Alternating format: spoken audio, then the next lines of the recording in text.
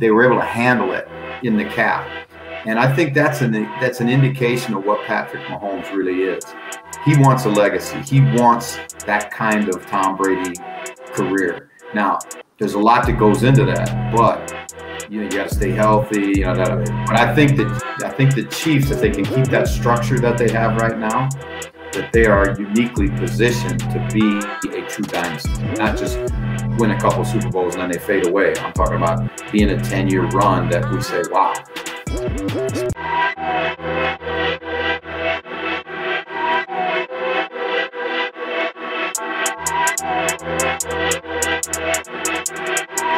Yo, I'm tryna get my sterling up in the city, so s'il play. As soon as my child can walk, it's straight Project Mbappe. But all the verbal, as soon as I hear that whistle, we get straight to the action. Come on lads, where's the passion? Do like Alamatsi, we wear headbands for the fashion. If the defenders drop back, we counter and then attack them. I got my eye on the ball, I got my eye on the ball, yeah. I got my eye on the ball, I got my eye on the ball, yeah. I got my eye on the ball, I got my eye on the ball. Yes, we're live. We're back with another episode of Eyes on the Ball. It's your boy Darren. We're visual for once. Normally, we are just an audio platform in terms of the NFL aspects, but we had to go visual today because we have a great guest. One of the most knowledgeable people on the game that I know. Probably someone that's taught me the most NFL in terms of content that I tune into. Obviously, the UK content is limited. So when it comes to NFL knowledge, this is the man you want to go to. Long-time coach, Sky Sports NFL analyst, Jeff Reinebold is in the building. Appreciate you for having us, coach. I appreciate it, Daz. I appreciate it, man. You guys, it's great to be with you. And it was funny because when I got in, you guys didn't know what I was in, and you all were chopping it up, and I said, "Damn, these guys know football. This is gonna be fun." No, 100%, man. And as usual, I got my guys with me. We got Abassi in the building. We got Tino in the building. What are you saying, my brothers? Yep. Excited to be here, man. Excited to just pick the coach's brain and learn some more about football, man. This is an exciting episode. So tell me, guys, Tino, how did you guys all become NFL guys, right? Like, how did that happen? Man, I hear a little patois in those voices, so what are you guys? Is that Jamaican or what it is? Nigerian coach. I'm Jamaican, yeah, coach. So we're from all over the place. Yep. But I was born in Zimbabwe. Moved over here when I was a young kid, around 4. So I've been here most of my life now, based in London. But young Zimbabwean boy, inspired into the NFL by Cam Newton. Super Cam got me going. What did you think when you saw NFL for the first time, guys? I mean, like, that must have been, what is this shit? The first time we saw it, I was watching it with Tino. So again, it was the Cam Newton year. I remember the first thing we was looking at was the hits. So we was looking at just the violence of the sport and the hits and just the strength of some of these guys. And it was like, around some of these hits are crazy. So then you go into a bit more detail and it's more than the hits now. Now you're looking at the schemes, etc. So yeah, but I think that was what our first thought was like. This sport is tough, man. These guys are really hitting each other, man. That was our first thought. Yeah, my first experience was the Super Bowl when Tom Brady made the crazy comeback against the Falcons.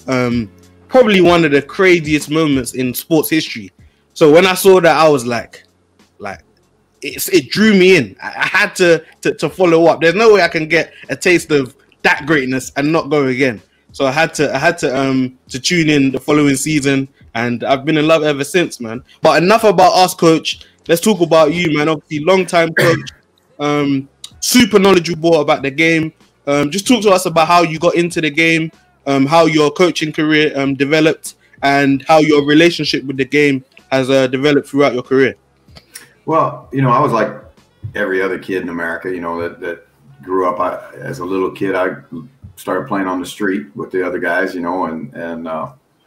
my parents moved to a city called South Bend, Indiana when I was about, I can't remember, I was young, but and there's a great college football program in that city, Notre Dame, and we live so close to the stadium that on Saturday mornings you could hear the band, and when Notre Dame scored, you'd hear the crowd. So like all the little ragamuffins on the street, you know, we're out there playing tackle football in the street and pretending that that's us, you know, that they're cheering for us. Yeah. And so that started it. And then my dad was in professional baseball for 30 years. And I think probably now looking back on it, that the reason I went to football was it was kind of like my own thing, you know, because like you respect and love your father, but you want to have your own. Want to make a name for yourself. Yeah, because every time I did anything, I did anything in baseball, I was always his kid, right? And then when I did something in football, it was me. So I think that's probably why I went that direction. Plus, again, I'm like Bazzi, I like the physical part of the game. The contact part of the game always appealed to me. And then I went to college, played in college, and you know, I was so like naive, or I don't know, I was a mess. But I just thought you're gonna play forever, right? And I didn't realize that this comes to an end. And so my senior year, I'm walking past the head coach's office, and he calls me and he says, "Get in here." And I'm like, "Oh shit!" And I'm like, "What did I do now?" And he says, "What are you gonna do when this is over?" And I was like, "That's the first time I'd ever even thought about it. Like, over? I mean, like, this ends?" And he said, "Yeah, you know." And so he was the one that actually started me on that path in coaching. And then I was just, to be honest with you fellas, I've been so blessed to have so many people kind of guide me along the way and help me along the way. And so now, as you get to the point where you're in the back half of your career, it's really important that giving back and helping other people get started, you know, and that's the fun of it. And part of that is what I do at Sky, because it's interesting to hear you say that, you know, that's to say, hear you say that, because that's really what I want. I mean, I don't come over here for the money. I come over here because I want to see people learn to love this game the way I did. And the more you learn about football, the more you see the intricacies of football, the more you realize how it's put together, right? What really happens and why a play works and why a play doesn't work and all that stuff. The game's a fascinating game. I mean, it's the perfect game for TV, because you got, you know, the action, but you got breaks inside, so you can, you know, go to the telestrator and say, okay, remember that play two series ago? Well, here's why, you know. And there's enough room for you guys to bless us with your knowledge, you know, like in a Premier League game. You only get that's right. Yeah, that's right. And you know, and what's frustrating a little bit for me is because when I watch the game, I see it from a coach's eyes, right? And so you want to do something, and so you got to call it. You call it to the, and we got great people, engineers and stuff at Sky. So you call it into, you know, Greg or Patty or whoever's in there, and you say, hey, can you get me that play from a series ago, the first down to Kelsey, right? And then they'll cut it and they'll put it in the telestrator. But then you go up there, it's live TV, bro. You ain't getting no takes, right? Yep. And I know a couple of times I've gone up there and the telestrator don't work. Yeah. Oh wow. And then it's like it's like you're in front of everybody, and you gotta roll with it, and then you start flowing, and it's got you go. You know, it's just so. But the only part that's hard, the only part that's frustrating is that the game is so beautiful and the game is so intricate, and there's so much into it that I really wish we really need a show just for that, right? Yep. You have the time to really, you know, dissect it and put it together, and you know that. But in time, I hope that we'll eventually get to that. Yeah, that's why I love the way you break down the plays, and not only like the luxury guys, like the receivers and the backs. You always look at the trenches. Like there's always, as you said, there's so many nuances to the game, and the way you educate us on that is super impressive, and we're just grateful, Coach, man. But yeah, man, you're definitely doing what you set out to do in terms of making people fall in love with the game, and you know, giving us your knowledge. Like, you do a great job at that, Coach, man, and we, as I said, we appreciate it. I'm sure in terms of fans of the game, you have led so many people to fall in love with the game. 100%. Especially because it's quite exciting. In the bit, we can tell how much you guys are enjoying the game as well, and I think that's so important when you're watching the game, because you know you're at home. Yeah, and you know they're enjoying. So when you see, you know, the professionals, the coaches get excited over the same play and they're pointing out the same things you're seeing, there's nothing better than that. I think. You know, Tino, that's cool because we all are fans of the game. Like, I mean, sometimes I shake my head and I go, man, I get paid to do this, man, because that's what I mean, if I wasn't, I'd be home watching the game, right? I'd be watching the game anyway. So to have an opportunity to help break it down for you guys and then have a chance to just be in it. I love coming over here because London is in my opinion, the world's greatest big city, right? And then it's been a change this year because of lockdown. I haven't got out of the hotel, but you know, I love it over here, and it's been wild to watch how the game has grown. I mean, 100%. Just crazy. It's crazy. Even the concept of the NFL having a channel on Sky Sports, like that is a huge, that's a big move. Yeah, that's what I'm saying. And let me tell you something, man. When I was working for the league here, and Alistair Kirkwood, who runs NFL UK, came up with the idea because they were shutting down NFL Europe, right? And there was talk that they were going to shut down the London office and all stuff. Well, he came up with the idea, well, let's bring an NFL game to Wembley. And really, when he proposed it, you could hear the laughter from New York in the league office all the way over here. Really? Yeah, man, it was like, Tino, there was like they were saying it'll never work. You know, nobody will come to the game. You know, it's teams, we can't get teams to do it. And now you look at it, coming off this year with COVID, we'll have 4 games again next year. And like they put those tickets out and they're gone in an hour, right? Gone so quickly. Tell me about it. I've been trying. You know what? The Texans and Giants. Yeah, I came to one game. I've been to 2 games now of the London games. And dude, next to the Super Bowl, this is the best game day environment I've ever been to. Because you get when you come to the stadium, you're like Wembley's such a gigantic, beautiful facility, and you come there. There's 80,000 fans, and there's 80,000, and you get fans from every team. Everybody's got they got their sweater on, and they're repping their team. Well, that happens. The only other game day experience in the NFL where that happens is the Super Bowl, and then. We do that like tailgate party thing they do, and it's a sea of people out there. It's wow. And they're passionate as well. They're hyped, man.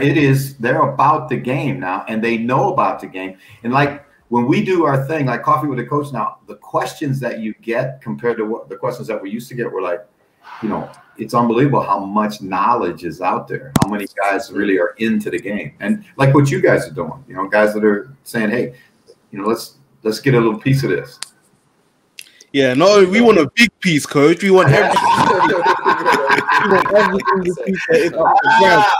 There you go. We want a big piece. But hey, let's talk some NFL. Let's get to the good stuff. We'll start obviously where Super Bowl is approaching. Championship games have passed. I believe we got to start with the great man, Tom Brady. Done something. I don't even know how he's done what he's done in terms of 43 years of age, new team, new organization, COVID situation, didn't have training camp, things of that nature, but he's got his team back to the Super Bowl. Coach, what I wanted to ask you is, obviously, guys, you can chip in after as well. What separates Tom Brady from the other elite quarterbacks or other quarterbacks in the league? 10 championship games. Well, I think there's a number of things, right? When you look back at his career and you look at, for example, when he came out of Michigan, here's a guy that plays at Michigan and he is a part-time starter. And then he comes and, fellas, if you ever want to chuckle and feel good about yourself, go find the picture from the scouting combine when Brady had that. That one where you're in your underwear and they take a picture. You stand this way and like a mug shot thing, right? I know the one. Dude looks like he's 50 years old when he's 22. Right? The worst 40-yard of all time as well, man. Yeah. But when you see him today, what he's been able to do with his body, and it should have been like he ain't Benjamin Button. It ain't like he's getting younger, but he's been able to maintain a training regime, because he's dealt with injuries, had an ACL injury and all that stuff. But he's so focused and so just like into his preparation and down to everything that he puts in his body, what he does in the off season, all of that stuff.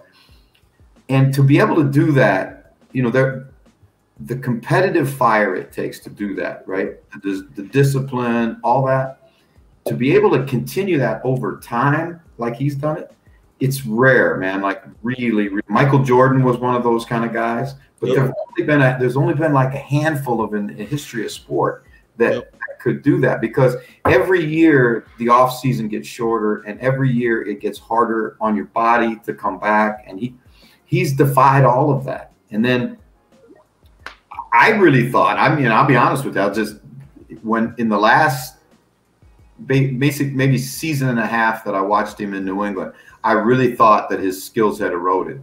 Yeah, what I think we've seen is that what had eroded was the players around it. Like I questioned, why doesn't the ball go vertical anymore? Why can't he throw the ball outside the numbers anymore? Yeah. But it wasn't him. It was the fact that basically what he had at the end was Edelman, and that was about it, right? That's it.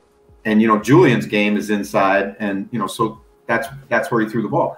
Now you see he's got some cats that can go. You know, he's got AB, he's got Godwin, he's got Evans, he's got a little Scotty Miller went over the top last week, and now all of a sudden the deep ball's back. So that part, the physical part is the number one thing. The mental part, the football intelligence, the way he studies, the way he prepares. One of my ex-players was an offensive block for him for, I guess, 5 Super Bowls, and he told me that every meeting, he sits right in the front. He's there first, and he's taking his. I mean, so for example, you're some kid coming in, and you're a rookie or you're a second-year player, whatever. And all of a sudden, there's the greatest of all time is in there first and doing his work, being a pro. You know what? So what are you gonna do? No, you ain't falling asleep in the meeting, right? And I'm gonna tell you something. I've seen him on the practice field. Dude is hard on the practice field. I mean, if like for example, like if you're a receiver and you know there's a hot route and you miss the hot and you don't look for the ball, he'll hit you right in the head with the ball, and he's gonna give you that. He's gonna give you that death. It's gonna be like, nah, you ain't seeing the ball again until you figure out what you're doing, right? It's kind of the same thing that Rodgers did to Lazard on the goal line last week, right? When he wanted to throw that little slant route and Lazard didn't see it. Yeah. So he raises the bar. He brings the best out in everybody. Plus, he's a good guy. He's you know, when you've had the guy's got more money than God, and he's married to a Brazilian model. Right? Like he got it going on. Like he really doesn't need all this. But they, you know, the guys that played with him say he's a great teammate. Yeah. So that's a rare combination right there. Look at what he did for AB last week. Gave him 250,000 bonus on those passes coming through. Like, think about it. AB been out of the league. That means a lot to your teammate. Sure. And I mean, when he knew that, like he went up on the table for AB, right? Because Bruce didn't want to bring him back, right? So he convinced Bruce to bring him back, and then basically took him into his house and said, "You're not going to screw this up. I'm gonna look after you. I'm gonna be your big brother." And you know, that's a rare commodity, because most of the time guys are, it's, you know, I'm gonna get mines, and then the rest of you just fall, you know. Follow through. You have to trust him a lot as a coach to even say, "Yo, AB, I want AB to come back," as Tom Brady said. The coach really have to trust him to say, "Yeah, I trust that you'll be able to make sure that he's, you know, he's practice." But that to me is the beauty of Arians, because Arians is like, he is the most. He's loose. Yeah, I mean, he's different, and like he ain't like most NFL coaches are really, you know, wired tight. Really, you know, Bruce is Bruce, man. He's going to be Bruce, and he don't really care. I mean, like,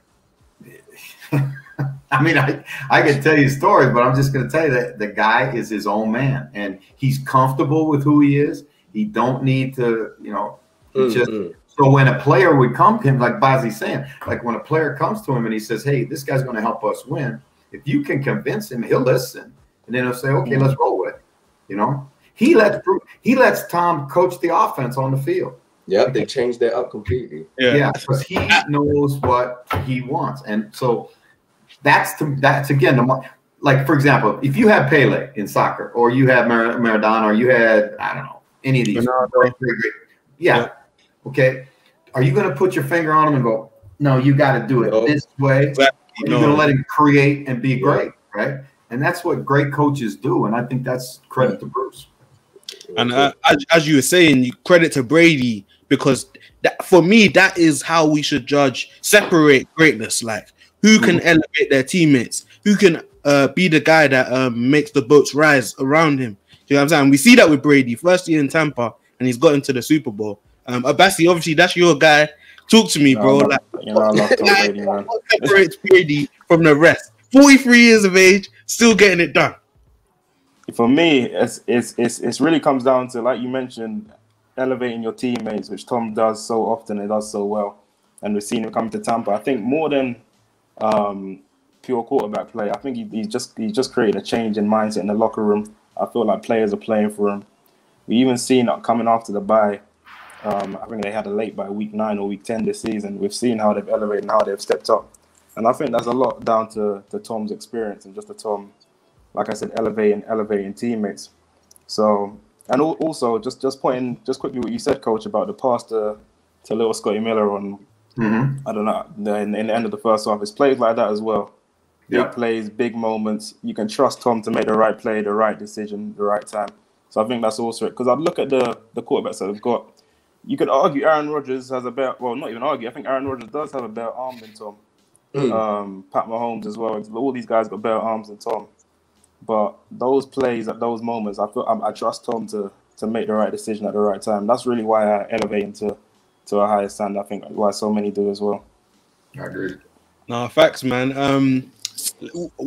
Something else I wanted to touch on, Coach, an ongoing debate. You know, it's obviously it's all opinion. You know, we're never gonna have it confirmed. And I know you're a coach, so you may see a certain perspective, but it's an ongoing debate. You know, the Belichick versus Brady, who was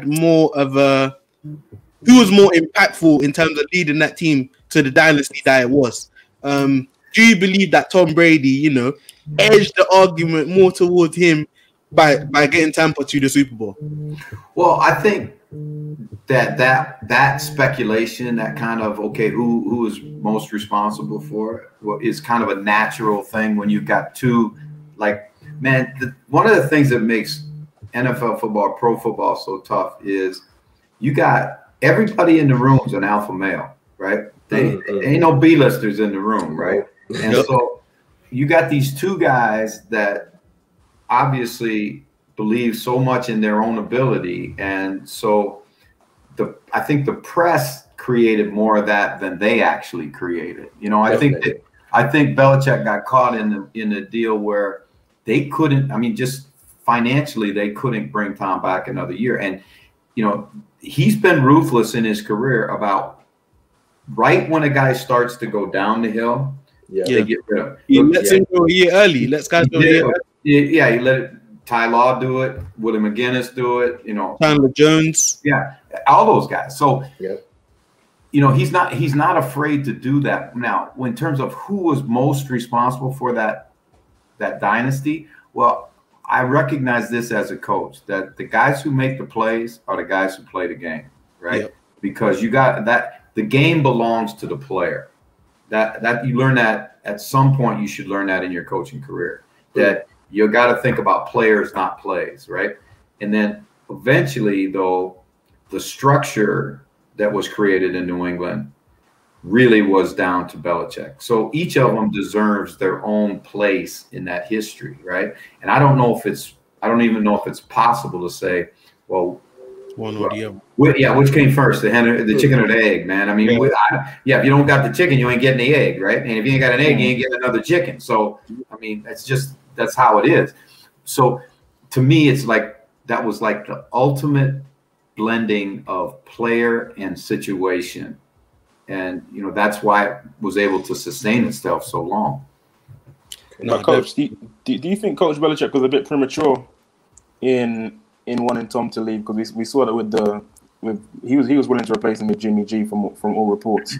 from what we heard. Do you think he was a bit premature? Yeah, well, you know, I think obviously when you look at what Tom's done this year, the answer to that would be we probably let him go 1 year too soon. I thought, to be honest with you, I thought Belichick did his best coaching job this year to get 6 wins out of a team. Man, he lost 9 guys to opt out because the season never started, and most of his defense was gone.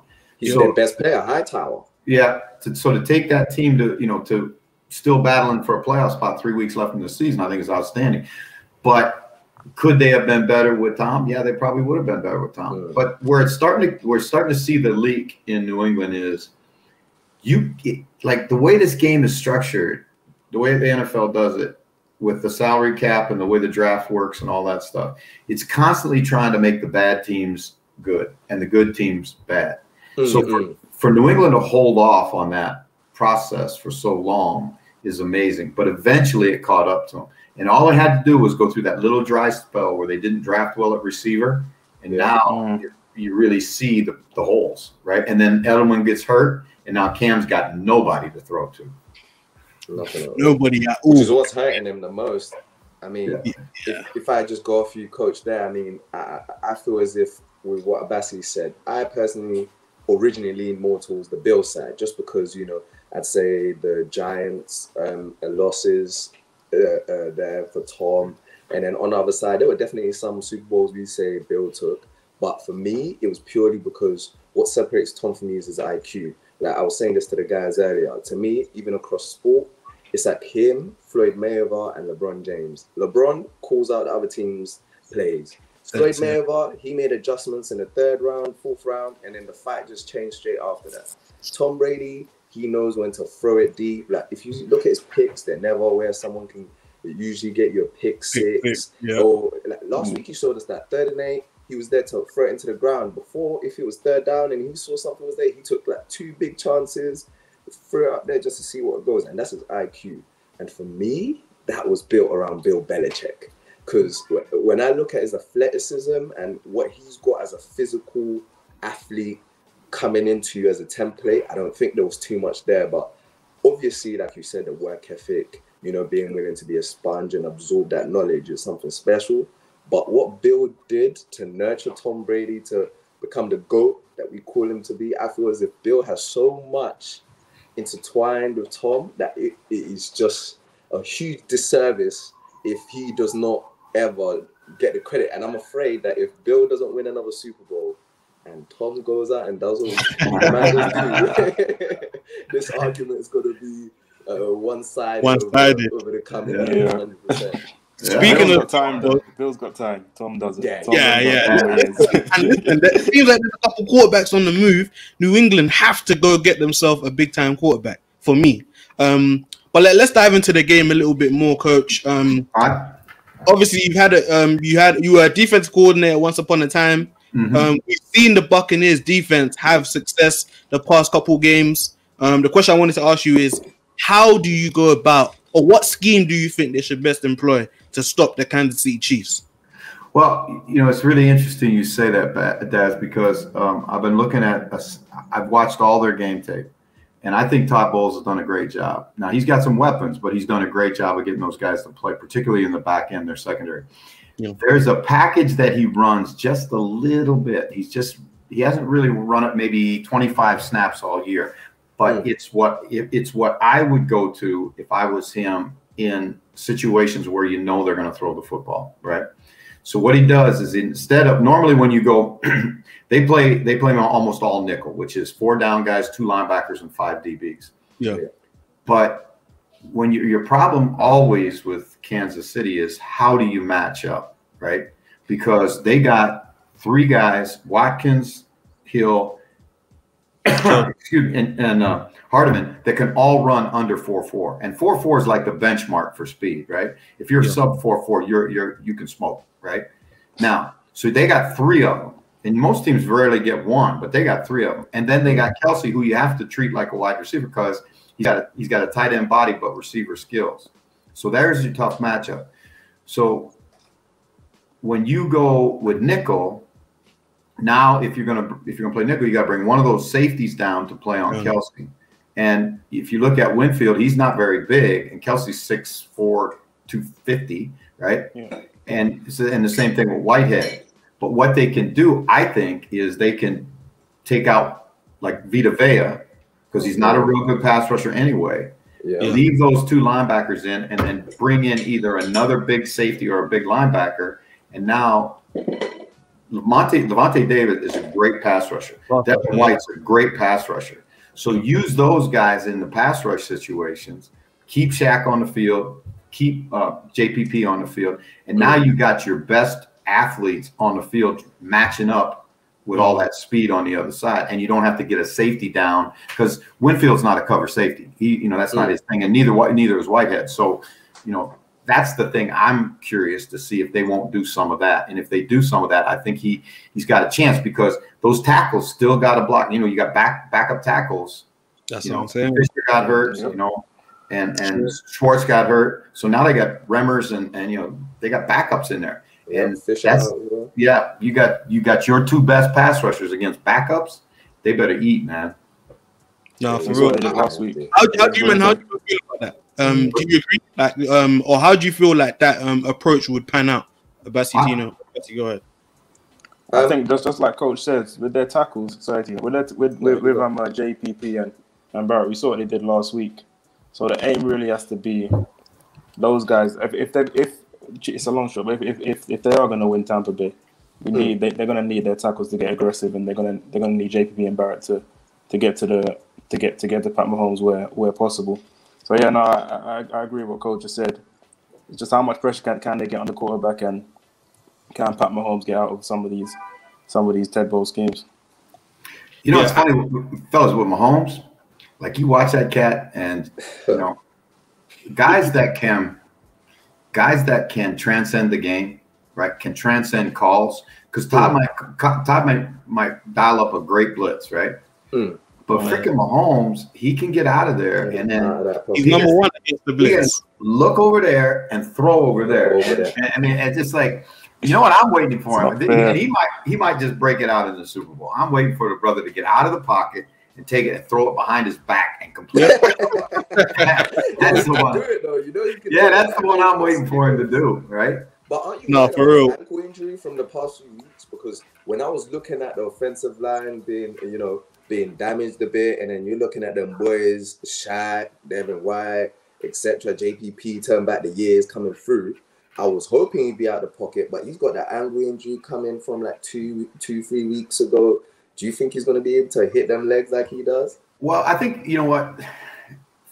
that injury, which was they call turf toe, that's a tough injury, because it's an inflammation of the tendon in your foot, and every time you toe up to run, it inflames it. But I'm sure they have him in a walking boot as much as they can have him during the week, and then they'll probably shoot it before the game. And it'll probably bother him more on Monday at the parade. Hopefully at the parade back in Kansas City. It'll really bother him if there ain't no parade. For real. To give my thoughts on the potential scheme coach, I think it makes a lot of sense, because you don't let them beat you over the top if you bring in an extra DB. You can give them the intermediate stuff, but don't let them beat you over the top. I think and you can blitz from different angles, and that might be a better way of putting pressure on Mahomes, especially without the tackles. More on the Bucks. Obviously, the Chiefs' defense has played well as well. Do you know what I mean? Their DBs have been balling. The rookie Snead, he's had a big time playoff run. You got Tyrann Mathieu. So they're balling. My thing is, we'll start with you, Bassi. Which receiver do you think Tom will rely on most? Because obviously, the Chiefs will have plans to take away certain guys, But what receiver? And Tom doesn't discriminate. He doesn't mind giving the ball to nobody. So who gives the open receiver? The open receiver really makes the best play. I don't necessarily. No, it's a good question, and I don't necessarily think there will be one receiver that he'll rely on. I think it's like you kind of says, the open receiver. Scotty Miller got less touches as soon as Antonio Brown came in. He still gave it to him on that big play last week coming up to the end of the half. So I don't, like you said, he don't discriminate, man. He was giving it to Fournette. Fournette's been great in the postseason. Give it to Brady. Gronk only got, I think, one catch, but it came at a big time. So I really think he's gonna spread the ball around to all the receivers and whoever's open, whatever the right play is. What about you, Tino? I'm getting AB. That's my boy. Listen, AB just turned back the clock. Have you seen him for the past 3 weeks? He looks like AB from the Pittsburgh Steelers again. I feel like the start was a bit slow, getting into rhythm, learning, how that goes with the team, especially with how many good receivers they had. But if I'm being real as well, he's playing for his career. With everything that's happened there, this is probably his last chance to put himself out on display. I feel as if I'm looking at that team, I don't want Mike Evans hitting me. And I know that Godwin's going to be the big threat there. So I feel like they're going to, use AB in a lot of different ways. They're going to bring out his full repertoire. You play some slot. You're going to see him out there, lining up. He might go down deep. I know his pace is, reduced a little bit, but that's AB. He can catch anything within his radius. That's toe tapping Tony. Toe tapping Tony, man. Toe tapping, man. I think it's AB. Fair. Coach, what about you? Who do you think they'll let Mike Evans go off, or do you think Tom will have to go to, break as he did last week, or maybe Gronk? I think it's going to be interesting to see how they match it up. Is Spagnuolo going to let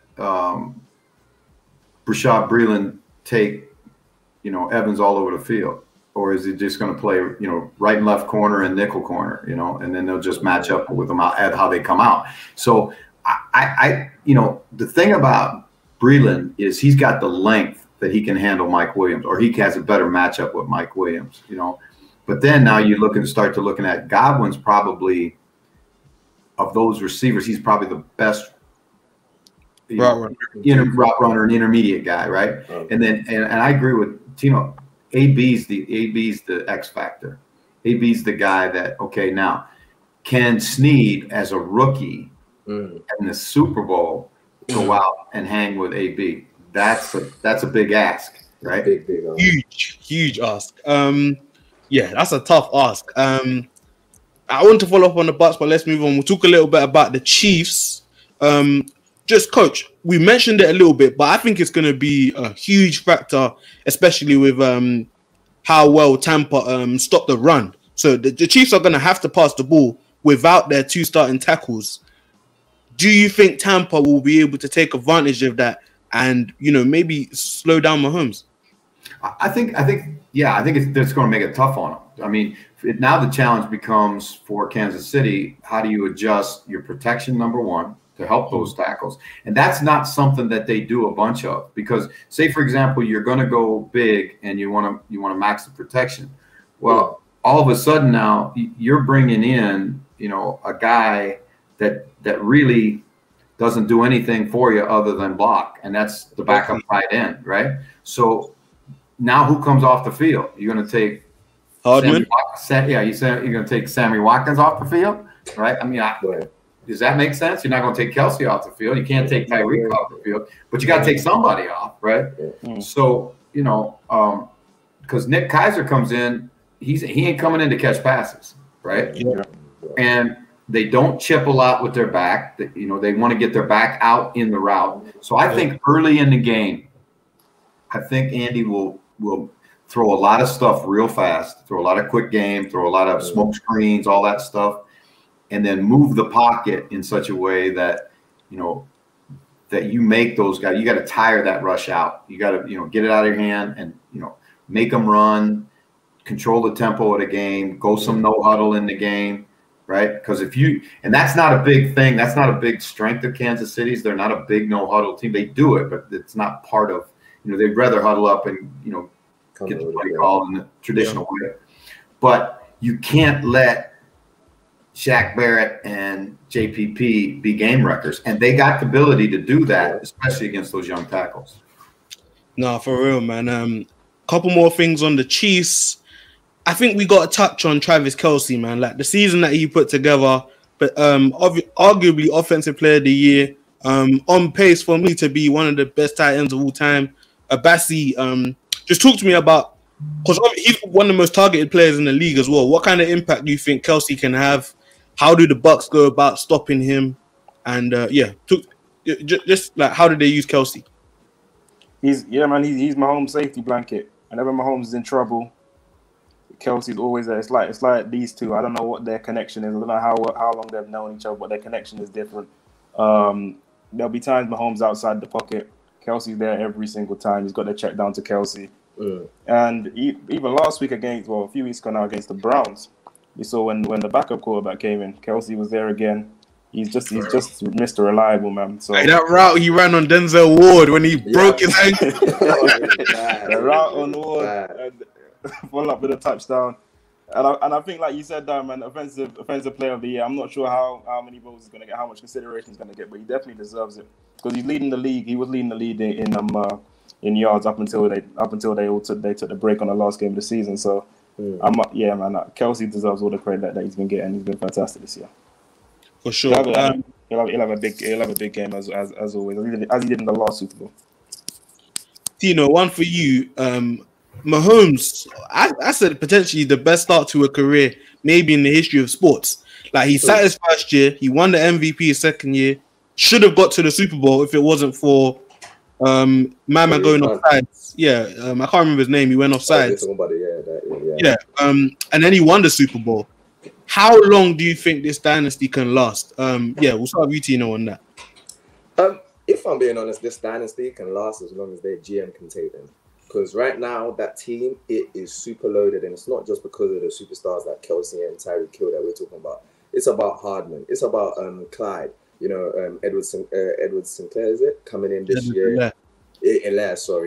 Coming in this year. The ability to draft with the last pick of the first round and draft a good guy, get guys in the second and third. So I'd say, though, that as long as they keep Pat Mahomes under contract in that team, boy, anything can happen. And keep Andy Reid.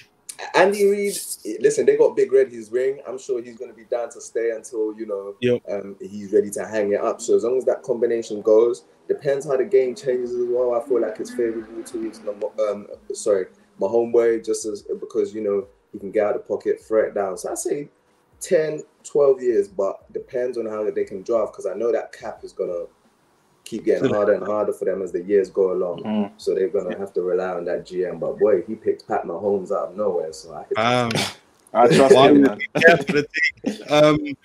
Last one on the Chiefs, coach. You can touch on the questions I asked previously if you want. But what I wanted to ask is, Pat Mahomes, like, is it possible that he goes on to surpass Brady in his career and go down as the GOAT? Well, you know what, man? That's a really interesting question, but because it's really tied to the question that you just asked about the length of their ability to be a dynasty, right? And dynasties are hard to have in the NFL these days because of the way the league's structured. So, but I will tell you this: when they negotiated that 10-year contract with him, that was designed in such a way that he can have good players around him for his entire career. Which is so small. Yeah, so they were able to go get Kelsey again. They were, they were able to keep Chris Jones. They were able to handle it in the cap, and I think that's an indication of what Patrick Mahomes really is. He wants a legacy. He wants that kind of Tom Brady career. Now, there's a lot that goes into that, but you got to stay healthy. But I think the Chiefs, if they can keep that structure that they have right now, that they are uniquely positioned to be a true dynasty, not just win a couple of Super Bowls and then they fade away. I'm talking about being a 10-year run that we say, wow. It's mad. Yeah, very true. Last thing to touch on in terms of the Super Bowl before we move on to topics around the league while we got Coach still here. We'll leave it with predictions. I want to ask you, man, we'll start with you, Coach, if you can. I want to hear your prediction for Super Bowl MVP and potentially the scoreline, if you can. I tell you what, the Super Bowl MVP has really basically become like the MVP of the year. It's whatever quarterback wins the game, right? Yeah. So I think that's the way the MVP thing will go. I think Kelsey will be a dark horse on his side, and Fournette or maybe Godwin on the other side if they just go off and have a great game. But I mean, if they go off and have a great game, unless it's the backup quarterback throwing it to him, Tom will get the award, right? Yeah. Now, in the game, I think the Chiefs will win it because I think they're a more complete team. You look at 3 phases of the game; they're better in 2 of them, so they should win.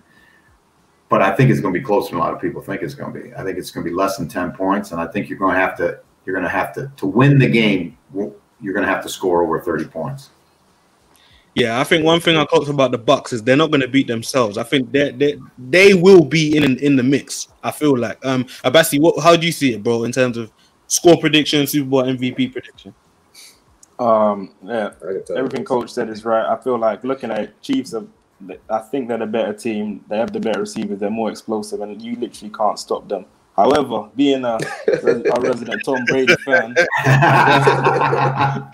I'm going with my heart, as I have done every single playoff game so far, and I've been proven right. Even though I've just gone with my heart, I'm gonna pick the Bucks. Tom, if it's tight and it's in the fourth quarter, I trust Tom Brady over every other quarterback in this league. So I'm picking Tom Brady in a really close game. Hey, listen, if Tom gets this done, this is arguably the greatest Super Bowl run in NFL history. So it's been tough, man. Yeah. Tino, talk to me, bro. How do you see it? Prediction, Super Bowl MVP. I mean, yeah, you know, with how it goes, I love Patrick Mahomes. I think he's probably one of the most special people I've ever seen across any sport. His composure, talent, skill, everything. However, Coach, I don't think Darren mentioned this, but in that Falcons game, when they went 25 down, I was sitting next to Darren, and I said to him, Darren, Tom Brady's coming back. It's happening. You called it? You called it? Literally. Darren was there. I called it, and it was like literally as they went 3-0, and I saw them. I was like, "What are they doing? They've stopped being aggressive." Tom Brady's bringing this back, and that's what I think as well. I think that, you know, in fact, Coach, you're the one who said this on live television. Usually in big games like this, the team which makes the less mistakes usually goes overall and wins it. I feel as if Tom has got that discipline coming across his team. They weren't very disciplined throughout the season, but I think they're going to get less penalties. It's going to be a high-scoring game, but I feel like that offensive line is definitely in jeopardy. And them boys, Shaquille Barrett, the linebackers are strong as well with Devin White, Levante David coming in there as well. So I just see it being a close game. I see Tom winning it by like a field goal, something that leaves all his haters sour as hell. They're not going to be happy if he wins this one. That's what he does. And they got a home advantage as well. I feel as if, you know, just having so many local fans, once it gets into techie situations, the passion should be able to push them over, and Psycho Tom will come out and put them over that goal line, man. You heard it here first. That ain't Tino, that's Nostradamus Tino. Honestly, no, for real. Before we let you go, Coach, we got to touch on a couple big topics around the league. Firstly, obviously, we found out recently that Deshaun Watson officially handed in a trade request. Where do you feel is the best landing spot for him? Because for me, ever since he came into the league, my favorite quarterback in the league. And I want to see him go to a team that can succeed. So where do you think is the best landing spot for him? Well, I think the best landing spot for him is one he'll never get to because they won't trade him inside the division. I think Indianapolis is the most Super Bowl ready team, right? Yep. You add his unbelievably dynamic skills to that offense and that defense in Indianapolis, I think they would go to be, you know, you could get odds on them being Super Bowl champions next year. You look around the league and you say, okay, who's just a quarterback away? You know, geez, it's tough. New England will make a run at him, I'm sure. The Rams? I think the Rams will make a run at him. I really do, because that's another team that's probably, you know, I know Jalen Ramsey's openly, you know, campaigning for him. And so, Sean McVay has already said they don't know what they're doing with the quarterback situation going into next year. Well, I tell you what, there's been a lot of that going around. But when you know, like when the GM says, "Well, he's our quarterback for now," that tells me, you know, don't buy a house, dude. So, but yeah. Sorry, I was just going to say, what about the 49ers? What do you think about them? That's another team, because I don't think they're all that much in love with Jimmy G. I think they see what Jimmy G is and what his limitations are. Guys, because when you start talking about Deshaun Watson, and it's a shame, because Deshaun Watson's has had a bad team around him, really, and he's in a city where he doesn't get the pub, he doesn't get the hype that other guys would get. Yep. So you take his numbers. I'm just saying, take his numbers and inject his numbers into any other football team, and say, how many wins would that be for that team, right? Now, the team that I'm sure will make a run at him, and I would if I was at Jacksonville, I'd give him all 3 first-round picks for him, because you got some really good young players. Really? Yeah, and you got all that cap space. You got cap space, yeah. they're the team that could probably afford him the best. You don't want Goldilocks? You don't want Goldilocks coming to Jacksonville? Nope. I'm gonna tell you something, man. You know why? Because I just believe this. When you look at the history of the NFL draft, first round quarterbacks, it's about 50-50, right? Yeah. Well, I know I'm not very smart, but I know this: Deshaun Watson ain't no risk. I mean, he's gonna ball. He's gonna be a legitimate top 5 quarterback the day he steps on the practice field. Right?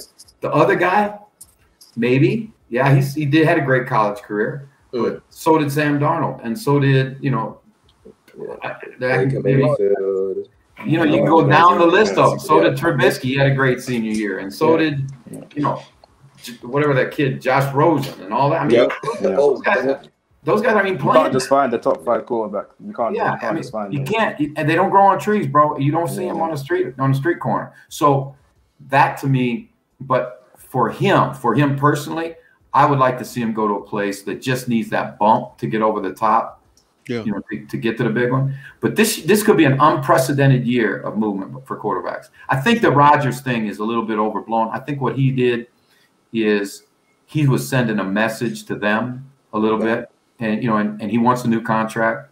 Yeah. And so I think that was more, just playing the game a little bit. But we know Deshaun wants out. We know Matthew Stafford wants out. And Matthew Stafford's a guy that, and I said this when we were talking about Deshaun on the show one time. I said, I don't want Deshaun Watson to become the next Matthew Stafford. The guy with all the tools, and he has great skill, but he never had a team around him, and he just got beaten to submission. Yep. Now, luckily for Stafford, he's 32, and he's probably got 5 years left. So I think what will probably happen, Stafford will go to Indianapolis, and then we'll see Watson go, wherever Watson wants to go. And don't be surprised if that guy with the hoodie on up in New England. Ain't angling for that one. That's what I was saying to these guys before we started recording. I was saying, listen, Belichick, he will go for Deshaun. He will go. Right? They need receivers, though. No, they still need receivers. But see, they got cap space now. This is the first year they got some cap space, and they got to draft better than they've drafted the last couple years. Definitely. I got one more, man. I got to go. Yes, Coach. This is a special one. Actually, you know what? I don't want to keep you on for too long, but what I wanted to ask was a little bit of your GM hat. What do you think is the 3 most important positions in terms of if you're starting a franchise? What are the 3 most important positions that you need to address? And what players in the league right now would you draft? If it's like a fantasy draft, who would you take in those positions? Well, I think the first one is quarterback. You got to have a quarterback. And there's a lot of debate about what the second one will be. So let's bypass the second one and we'll go to the third one. And I would say a great corner, because he can what Jalen Ramsey can do is he can get the numbers in your favor. So for example, if you say, Jalen, you go out there and you take Hopkins one-on-one, which they do with him, without help, then you don't have to play anybody high over the top of him, and that player can go to the other side, and now you got a numbers advantage, right? Football's really about numbers. And there's the debate about, well, would you say a left tackle or would you say a number 1 receiver? I'm starting to believe more and more as I watch the game that a number 1 receiver is more valuable in today's NFL with the rules and all that stuff than a left tackle is, because there's some pretty average left tackles that are protecting great quarterbacks. And the guys that touch the ball, right? Because this is the bottom line in our game now. It's so often offensive loaded. The guys that touch the ball or prevent guys from touching the ball are the key players, right? On defense. Like the middle linebacker used to be the position. Yeah. It's just kind of a position now, where the corner really is like if you have a definite, and I hate that term lockdown corner, but that's what they say, because nobody locks everybody down. Ramsey's as close as there is. But when you got a Jalen Ramsey or Tre'Davious White or Gilmore, those kind of guys, that changes the dynamics for you defensively. So those would be my 3. All right, we'll leave it there, man. Fellas, it's been a bunch of fun. Now, make sure again, we'll get you on Tuesday, and usually it's in the evening. So keep your evening clean. Yes, I'll be in the DMs. It's been a treat having you here, Coach. Taking us our eyes on the ball. Subscribe to the channel, hit the bell button, do all of that good stuff. But for now, we out. Peace. All right. Aloha.